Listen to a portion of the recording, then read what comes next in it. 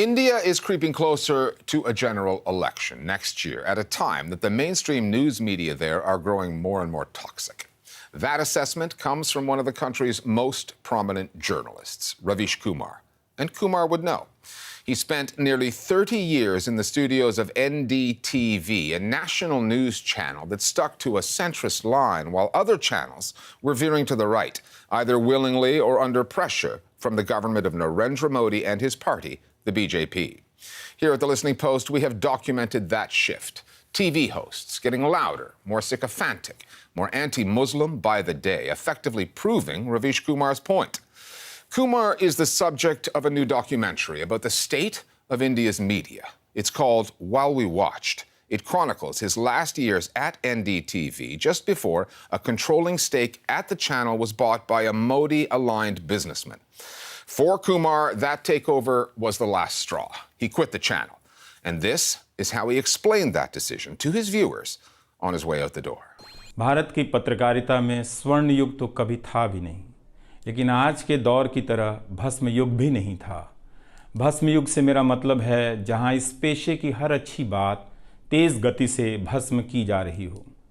यह दिन भी आना ही था।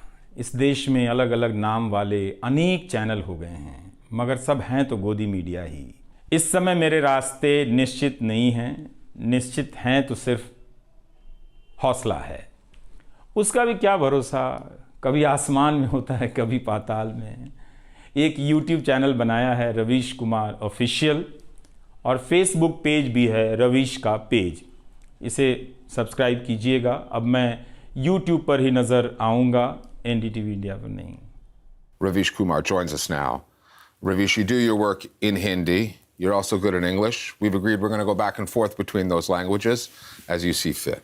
Let me start here. Last year, that businessman, Gautam Adani, bought a controlling stake in the network you were working at, NDTV. You make a decision to go out the door, that you can no longer work there under these conditions. Given what you've seen on that channel since then, did you make the right call? Thanks, Richard, for having me here, and thanks for having a show like The Listening Post, where you analyze media from across the globe. My decision to leave NDTV was not based on guts only.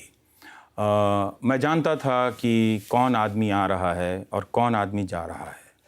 जो पत्रकारिता या जितनी भी पत्रकारिता हम कर सके जब NDTV डॉक्टर रॉय के पास था, और हम लोगों ने बहुत लिमिटेड रिसोर्स से, बहुत तरह के चैलेंजेस से जो हम कर पाए, जो आ रहा था उसके पास मुझे पता था कि पैसा तो बहुत है, मगर वो सवाल पूछने की हिम्मत नहीं कर सकता है। लेकिन अगर आप कंटेंट उनका देखें तो उससे बहुत साफ हो जाता है कि ये मीडिया दो मास्टर को सर्व करने के लिए आया है। एक मास्टर जो उसको ओन करता है, और एक मास्टर जो पॉलिटिकल मास्टर हैं एक तरह से। बाद में कई एंकरों ने उससे छोड़ा भी। तो मुझे कोई शक नहीं था कि ये कौन है, हु इज़ ही। धरती पे जितने भी न्यूज़ चैनल है वो ख़रीद सकते हैं, पर मोदी सरकार से सवाल नहीं पूछ सकते हैं। For people who are unfamiliar with the Indian media space, characters like Arnab Goswami, we've seen him get into an argument with a student leader, declare, as though he's issuing a certificate of some kind, that this guy is an anti-national. Someone's going to call your bluff, and we are calling your bluff tonight. Someone's going to name you as anti-national, and I'm naming you as anti-national tonight.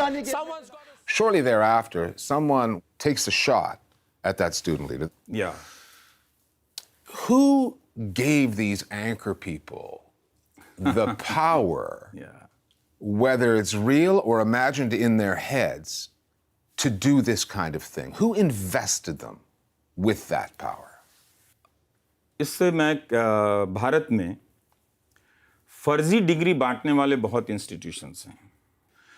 So news channel में भी फर्जी certificate बांटने वाले anchor आ गए। And this anchor, particular anchor you ask about, उसको भी याद नहीं होगा कि कितने लोगों को एंटी नेशनल बोला है, कितने लोगों को गद्दार ट्रेटर बोला है, कितने लोगों को आतंकवादी बोला है।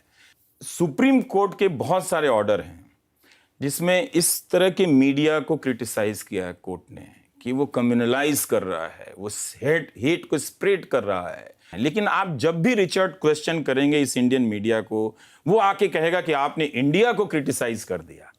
जब 2014 आया, उसके बाद जिस तरह से सैकड़ों न्यूज़ चैनल ने दिन रात कम्युनल एजेंडा समाज में फैलाना शुरू किया, तो जो कॉमन मासेस था वो बहुत इनोसेंट था। वो 2014 के पहले मीडिया को जिस लेगेसी से देख रहा था, जिस ट्रस्ट से देख रहा था, 2014 के बाद उसी ट्रस्ट से देख रहा था, और वो उसके ट्रैप में फंस गया और विश्वास करने लगा कि एक धर्म के लोग हमारे लिए खतरा हैं। तो ये काम सरकार अपनी ज़बान से नहीं बोल सकती थी, क्योंकि बहुत सारे लिमिटेशंस हैं। तो जो काम सरकार ऑफिशियली नहीं कर सकती थी, वो काम न्यूज़ चैनल करने लगे, और वो प्रोवोक करने लगे लोगों को। So what you're saying is, in a way, the news media are saying the government's quiet part out loud. या सो वो एक तरह से सरोगेट पेरेंट्स कोई और है और ओनर कोई और है उसका। Members of the Prime Minister's party, the BJP, and those who support the party take issue with your journalism. They say that everything's bad in your eyes, that you ignore any stories of progress or positivity in India. Is there any legitimacy to that criticism? Are you guilty of being hyper-focused on the negative? No, I'm not guilty. This is a false narrative. And this, they apply this narrative against anyone, not only me. My job is to ask questions, especially when Prime Minister goes and invites some film star to give a scripted kind of interview. मतलब आपको नींद आती नहीं है 3.5-4 घंटे के बाद? नहीं। If you wanted to say that you have done so much, you should not have invited Akshay Kumar. You should have invited Ravish Kumar. Then my questions would have given you a chance to say that you have done so much for this country. You're now doing your thing on YouTube. You're no longer with the mainstream media. Yeah. You're going to do okay. नमस्कार, मैं रविश Kumar. But when voices like yours are basically taking refuge online, when that stuff ends up on YouTube or social media, is it ever going to reach enough people? Or will you always be dwarfed by hundreds of news channels?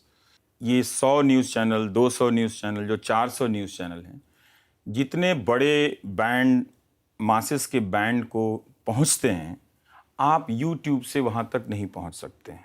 Also, there is a huge gap of resource. We do not have resources. I do not have reporters to send them in the field and get things verified. So I am relied on secondary sources, but I know that this is not enough. And in compared to this scale of media. So is that almost like a declaration of defeat? No, is never. It a form of surrender? No. This is not a declaration of defeat, but I have to say what is the real situation. And if I have declared defeat, I would not have been working and putting a video every day, every other day. But yes, I do miss television. And Richard, when I walked in to this studio, I got a little emotional. It's pretty nice. It's pretty nice, yeah. And I felt like, oh my God. I'm back. The soul is coming back to my body. Let me ask you this. So India is about to go through another general election soon. Yeah. Narendra Modi will be running for a third term. With his ratings being as high as they are, with him having all those news organizations in his corner, how do you see the outcome of this election? Is it a foregone conclusion? Will it even be a contest? I'm not sure about result. I cannot pronounce the result before election held. But I'm concerned about fairness of elections. हमें उस मेज़ पर आना पड़ेगा और अपने आप को बताना पड़ेगा कि ये मीडिया एक समस्या है इस देश के लिए. और दिस मीडिया, ये जो मीडिया है, इसका संबंध सिर्फ एक सरकार से नहीं है. अब इंडिया में न्यूट्रल कोई ऐसा गवर्नमेंट न्यूट्रल मीडिया नहीं है. स्टेट्स में भी गवर्नमेंट के अकॉर्डिंग मीडिया हो गया है. द प्रोसेस बहुत खराब है. You cannot repair this mainstream media. But I have an idea for this mainstream media. I want to appeal to BJP, please merge this mainstream media with their fold. And like you have many subsidiaries in your organization like Women's Front, Traders Front, and Youth Front. You just have Media Front also. You're saying make it official. Yeah, make it official and merge this media with BJP. I do not see that anyone has a resource and capacity to change this mainstream media. We have to create a new kind of mainstream media if we think that media is a necessary companion of any good and sober democracy, Richard. Oh, especially a democracy that calls itself the world's largest democracy. Yes. Ravish Kumar, it's been a pleasure.